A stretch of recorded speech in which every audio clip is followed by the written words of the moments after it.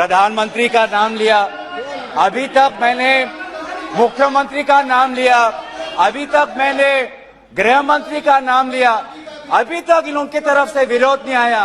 लेकिन जब एक विशेष कंपनी के मालिक का नाम लिया तो ये सारे मंत्री और सांसद खड़े हो गए।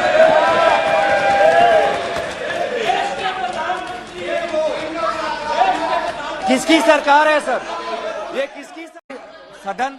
आपके दफ्तर में जो बात होती है उसको बाहर उजागर करना चाहेंगे तो बात हम भी रख सकते हैं सर, हम भी उल्टा बात रख सकते हैं अंदर की। तो इस प्रकार के आप संसदीय मंत्री हैं, आप संसदीय मंत्री हैं, आप इस पब्लिक डोमेन में please understand, it is in the public domain, it is in the media, it is in the social media, what are you talking? हमारे अध्यक्ष महोदय के दफ्तर में जो बातें करते हैं उसको इस प्रकार से आप उसका उल्लंघन मत करिए। आप संसदीय मंत्री हैं, आप तो अपना कर्तव्य याद रखिए। आपका लेटर पब्लिक डोमेन में है, कर्तव्य याद रखिए, आप तो अपना कर्तव्य याद रखिए। अध्यक्ष महोदय, अब एक मिनट, महत्वपूर्ण विषय पर चर्चा कर रहे हैं। कोई भी ऐसा, हम इस सदन की गरिमा के अनुसार बोले, सदन की परंपराओं के अनुसार बोले। अविश्वास प्रस्ताव एक गंभीर प्रस्ताव है, तो मेरा सभी सदस्यों से आग्रह है कि वह चर्चा को गंभीरता से करें तो उचित रहेगा। गौरव गोगोई जी। अध्यक्ष महोदय, मैं इस प्रस्ताव को आपके समक्ष रखता हूं और आपकी अनुमति की अपेक्षा करता हूं कि मैं अपना वक्तव्य रखूं।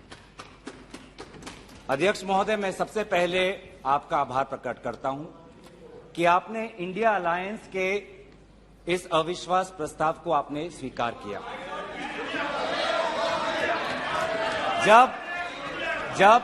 जब आपने पूछा कि इस अविश्वास प्रस्ताव के समर्थन में कौन कौन खड़ा है, तो मैं इस मंच से हमारे सारे इंडिया अलायंस दलों के सांसदों को मैं धन्यवाद और आभार प्रकट करता हूं। सर, ये अविश्वास प्रस्ताव हमारी मजबूरी है, ये हमारी मजबूरी है कि हम अविश्वास प्रस्ताव हमें लाना पड़ा, क्योंकि ये बात कभी भी संख्या की नहीं थी, ये बात हमेशा इंसाफ की थी, मणिपुर के इंसाफ के लिए। आप पहले प्रस्ताव रख दो आप पहले। सर, प्रस्ताव मैंने आपसे अनुमति मांगा, मैं प्रस्ताव आगे करता हूं।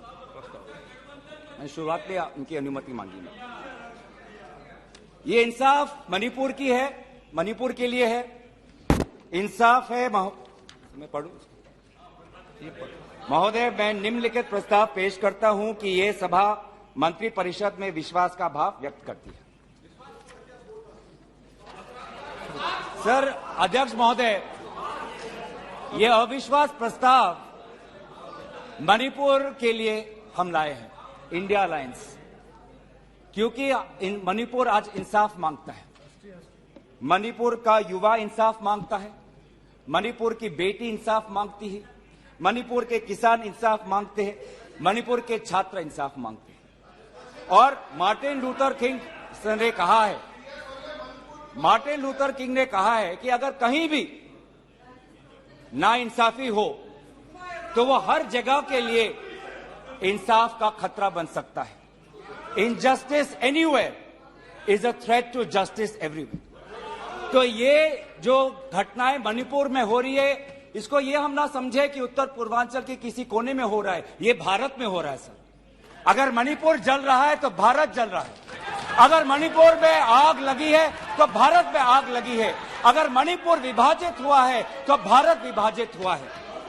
तो आज हम सिर्फ मणिपुर की बात नहीं कर रहे, हम भारत की बात कर रहे हैं। सर, हमारी मांग स्पष्ट थी कि देश के मुखिया होने के नाते प्रधानमंत्री सदन में आए, अपनी बात रखे, अपनी संवेदना प्रकट करे और उस पर सारे पार्टी समर्थन दे और मणिपुर को एक संदेश जाए कि इस दुख की घड़ी में पूरा सदन मणिपुर के साथ है, हम मणिपुर में शांति चाहते हैं। यह हमारी अपेक्षा थी, यह हमारी अपेक्षा थी। लेकिन अफसोस की बात है कि ऐसा नहीं हुआ। प्रधानमंत्री महोदय ने एक मौन व्रत लिया कि सदन में ना लोकसभा में कुछ बोलेंगे, ना राज्यसभा में कुछ बोलेंगे, और इसीलिए अध्यक्ष महोदय, ये नौबत आनी पड़ी कि हम अविश्वास प्रस्ताव के द्वारा प्रधानमंत्री मोदी जी का मौन व्रत हम तोड़ना चाहते हैं। सर, साफ साफ 3 सवाल है प्रधानमंत्री महोदय से। सवाल पहला कि आज तक वो मणिपुर क्यों नहीं गए? राहुल जी गए, इंडिया अलायंस के विभिन्न पार्टीज गए, गृह मंत्री जी गए, एमओएस होम गए, पर देश के मुखिया होने के नाते प्रधानमंत्री मोदी जी क्यों नहीं गए? यह है सवाल पहला। सवाल दूसरा कि लगभग 80 दिन क्यों लगे प्रधानमंत्री मोदी जी को मणिपुर पे कुछ बोलने के लिए, और जब बोले तो सिर्फ 30 सेकंड के लिए बोले, और उसके पश्चात आज तक भी प्रधानमंत्री मोदी जी की तरफ से ना कोई संवेदना का शब्द, ना कोई शांति की याचना। मंत्री मंडल बोल रहे हैं कि हम बोलेंगे, हम बोलेंगे। आप बोलें, आपको किसी ने नहीं रोका, लेकिन प्रधानमंत्री मोदी जी एक प्रधानमंत्री होने के नाते उनके शब्दों में जो महत्व है वो किसी मंत्री के शब्दों में नहीं है। माफ कीजिएगा, प्रधानमंत्री मोदी जी अगर प्रधानमंत्री होने के नाते एक शांति की पहल करें, उस कदम में जो ताकत है वो किसी मंत्री या किसी सांसद में वो ताकत नहीं है, एक प्रधानमंत्री होने के नाते। सवाल हमारा तीसरा कि प्रधानमंत्री जी ने आज तक मणिपुर के मुख्यमंत्री को बर्खास्त क्यों नहीं किया? आपने गुजरात में जब निर्वाचन आए, गुजरात में जब आपको अपनी राजनीति करनी थी तो गुजरात में मुख्यमंत्री बदल दिए, एक बार नहीं 2 बार। उत्तराखंड में निर्वाचन आ रहे थे तो उत्तराखंड में 1 बार, 2 बार, 3 बार, 4 बार शायद आपने मुख्यमंत्री बदल किए। त्रिपुरा में निर्वाचन आए तो त्रिपुरा में भी आपने निर्वाचन आपने से पहले आप मुख्यमंत्री को बदला। मणिपुर के मुख्यमंत्री में ऐसा क्या आपने विशेष आपका आशीर्वाद आप दे रहे हैं जिन्होंने खुद कबूल किया है कि आज मेरे कारण एक इंटेलिजेंस फेलियर हुआ है? ये 3 सवाल हैं सर, और शायद इन 3 सवालों का 3 उत्तर भी है। प्रधानमंत्री मोदी जी मणिपुर पर क्यों मौन हैं? शायद उस प्रश्न का उत्तर भी 3 है। पहला उत्तर कि प्रधानमंत्री मोदी जी को कबूल करना पड़ेगा कि उनकी डबल इंजन की सरकार, उनकी सरकार मणिपुर में व्यर्थ हो गई है, विफल हो चुकी है। इसीलिए आज मणिपुर में 150 लोग मरे, लगभग 5000 घर जलाए गए, लगभग 60,000 लोगों आज शिविर में हैं, लगभग 6500 एफआईआर है, और मुख्यमंत्री, प्रदेश के मुख्यमंत्री होने के नाते जो एक संवाद का वातावरण बनाना चाहिए था, जो एक शांति, अमन और सद्भावना का एक वातावरण जो बनाना चाहिए था, आज उन्होंने सिर्फ मई महीने से नहीं, पिछले 2-3 सालों से ऐसे कुछ भड़काऊ उन्होंने कदम लिए हैं जो आज समाज के बीच में तनाव पैदा हो गया है। आज हम मणिपुर गए हैं, क्या मणिपुर में यह सबसे पहला हिंसा हुआ है? नहीं। क्या उत्तर पूर्वांचल में यह सबसे पहला हिंसा हुआ है? नहीं। इससे पहले भी हुए हैं, मणिपुर में भी हुए हैं। मैं खुद उत्तर पूर्वांचल का हूं, मैं खुद जिम्मेवारी से कहता हूं कि हुए हैं, लेकिन पहली बार, अरे आप में से तो कोई गया भी नहीं, आप क्या जानेंगे? पहले जाओ और फिर हमें परामर्श दो, पहले आप लोग जाओ। सर, हम गए और बहुत दुख हुआ कि हमने समाज में 2 वर्गों के बीच ऐसा बंटवारा, समाज के 2 वर्गों के बीच हृदय में इतना आक्रोश, इतना गुस्सा हमने पहले कभी नहीं देखा। हमने पहले कभी भी नहीं देखा कि आज समाज का एक वर्ग दूसरे के प्रति बदले की भाषा का प्रयोग कर रहा है। हमने कभी भी नहीं देखा कि एक प्रदेश में एक ऐसी लकीर खींच दी गई है कि पहाड़ पे एक वर्ग के लोग रहते हैं और वैली में एक वर्ग के लोग रहते हैं। अफसोस की बात है सर कि जो सरकार एक इंडिया की बात करती है, आज उन्होंने 2 मणिपुर आपने बना दिए हैं। आपके राजनीति से 2 मणिपुर आज बन गए। मैं मणिपुर के मुख्यमंत्री को, इस सदन से पूर्व प्रधानमंत्री वाजपेयी जी की राजधर्मों को याद करने के लिए सलाह दूंगा, जिन्होंने कहा कि राजा के लिए, शासक के लिए प्रजा में भेद नहीं हो सकता, ना जन्म के आधार पर, ना जाति के आधार पर, ना समुदाय के आधार पर।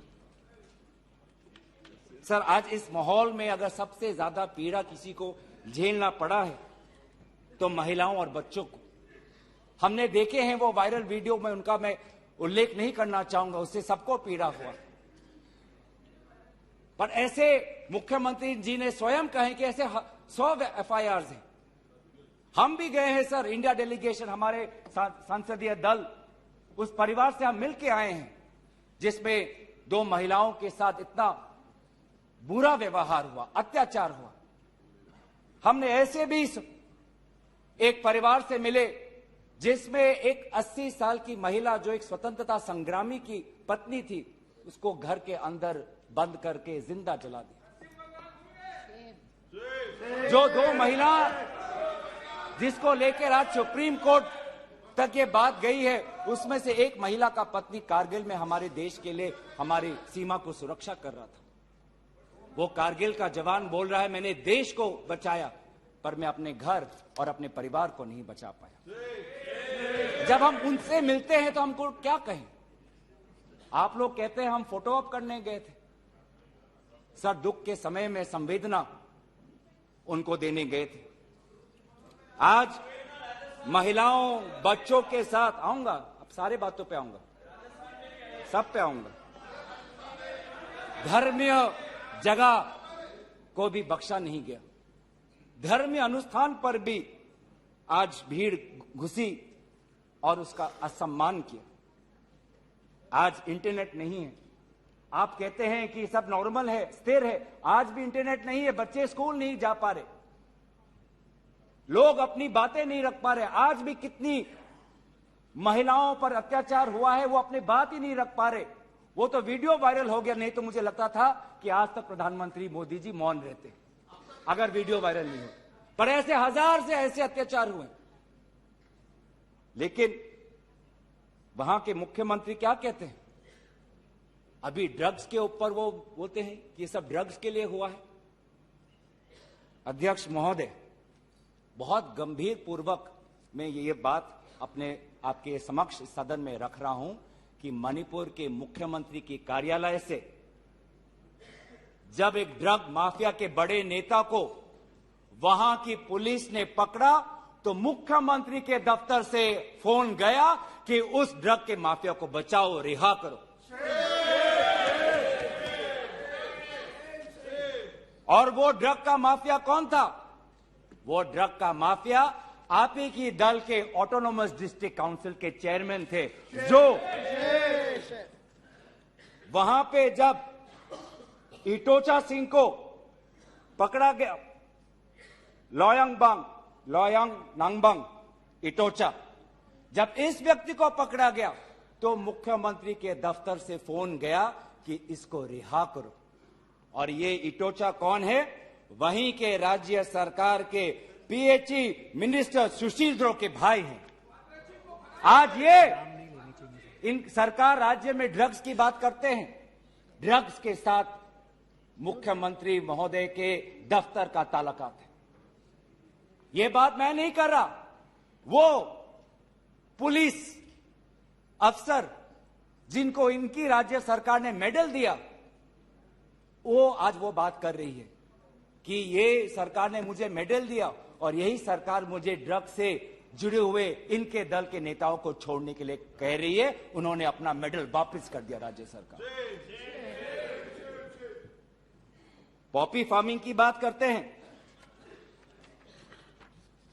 आज आपका ही narcotics and affairs of border NAB ये कहता है the scale of poppy plantation in Manipur has spread across 15,400 acres of land in the hills between 2017 and 2023. 2017 में आपकी सरकार आई थी।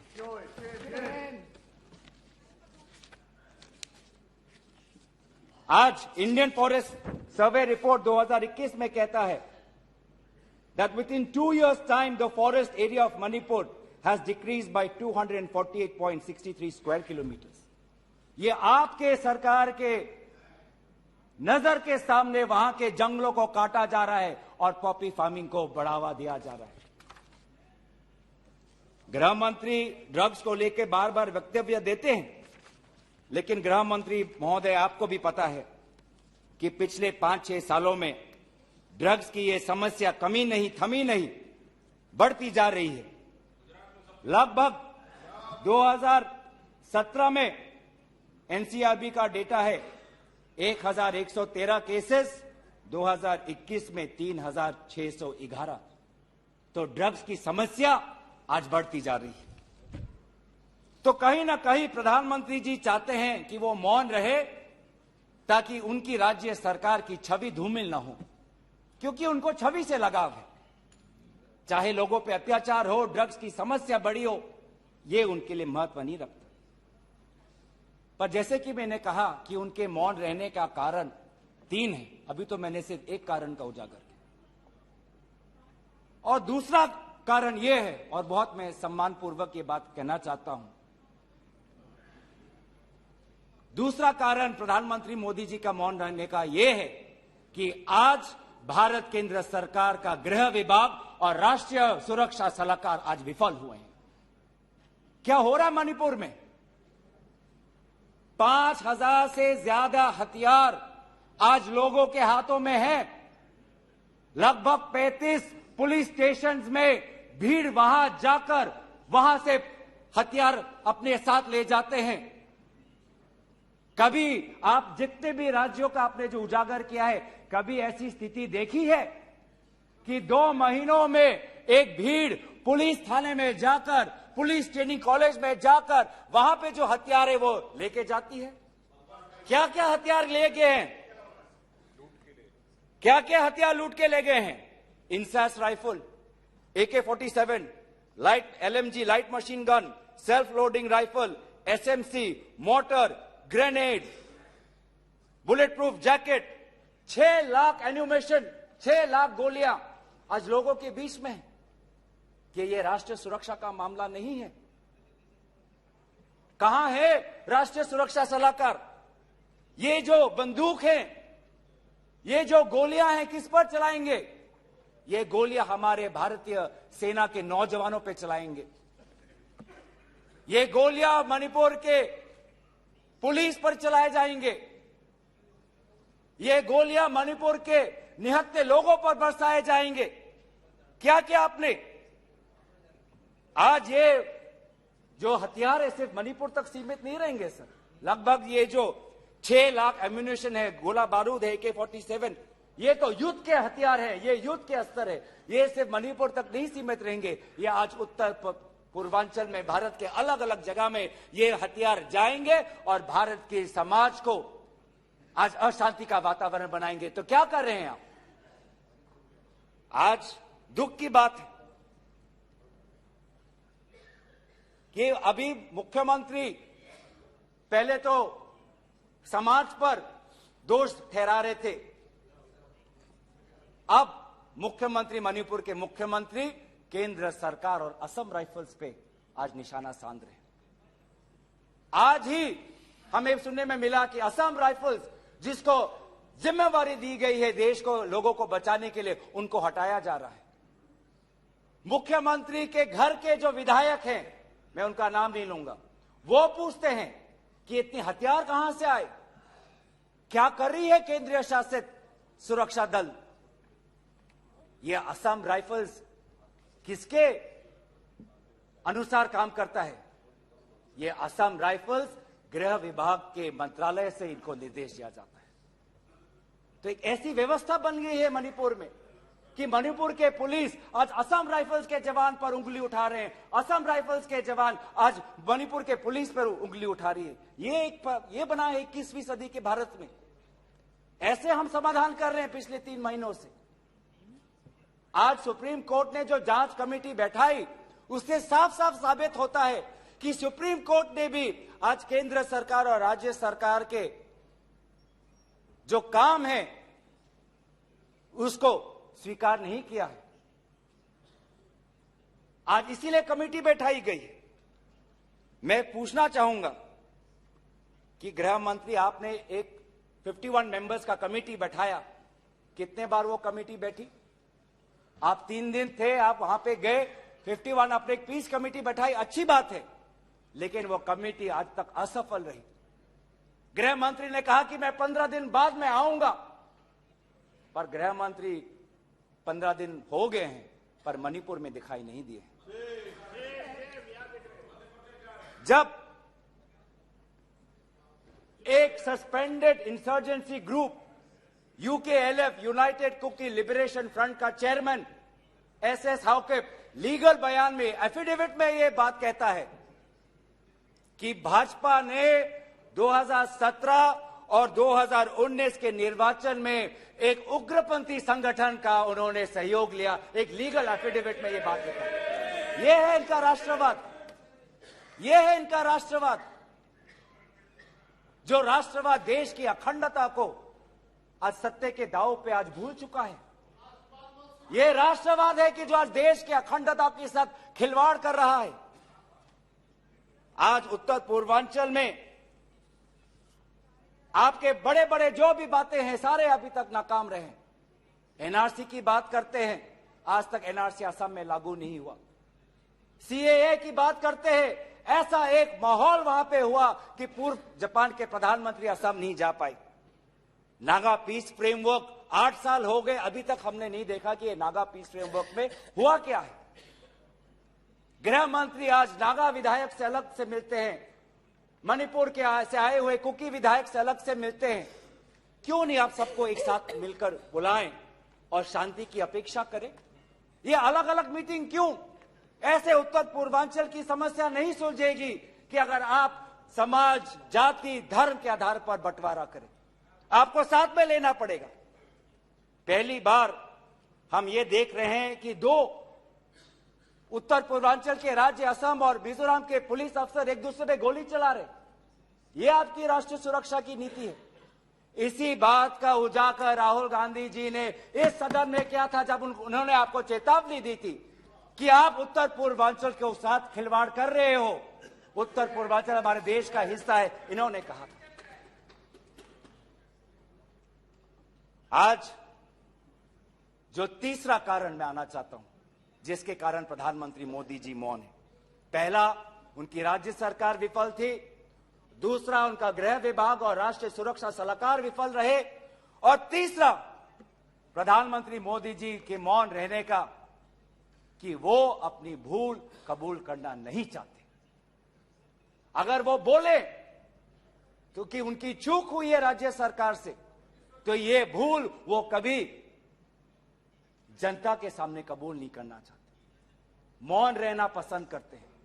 और ये पहली बार नहीं हुआ है, ये पहली बार नहीं हुआ है जब भारत के स्वर्ण पदक लाने वाले कुश्ती के महिला खिलाड़ी जब सड़क पे जब विरोध कर रहे थे तो प्रधानमंत्री मौन थे। जब 750 किसान आंदोलन पे उनकी जीवन गई, बलिदान दिया, शहीद हुए, तो प्रधानमंत्री मौन थे। जब 2020 में दिल्ली में रायट्स हुए, दंगे हुए, पर विदेश के एक सरकार के नेता आए थे, उस समय भी प्रधानमंत्री मौन थे। जब अडानी पर इसी सदन में राहुल गांधी जी ने प्रधानमंत्री मोदी जी से सवाल किया कि कितने बार अडानी जी एक विशेष कंपनी को प्रधानमंत्री के साथ जाने पर उनको सुविधा हुआ, तो प्रधानमंत्री मोदी जी मौन थे। जब हम बार बार पूछते हैं,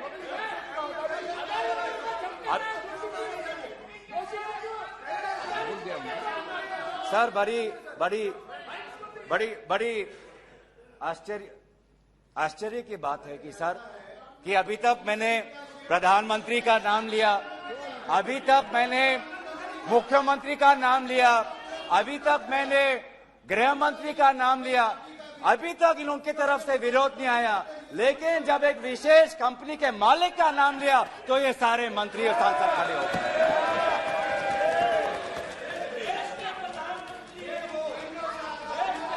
किसकी सरकार है सर?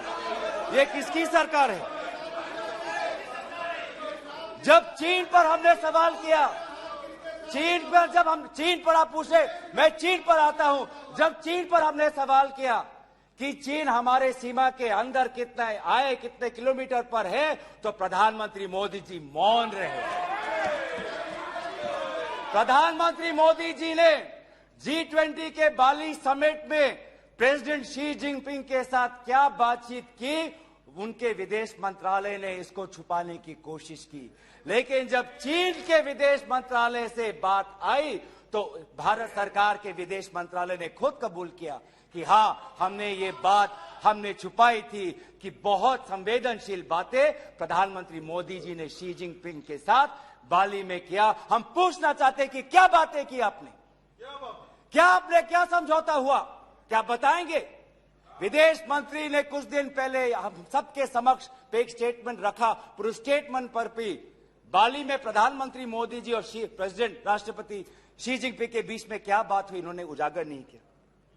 आप चीन की बात करते हैं, आप चीन की बात करते हैं, तो प्रधानमंत्री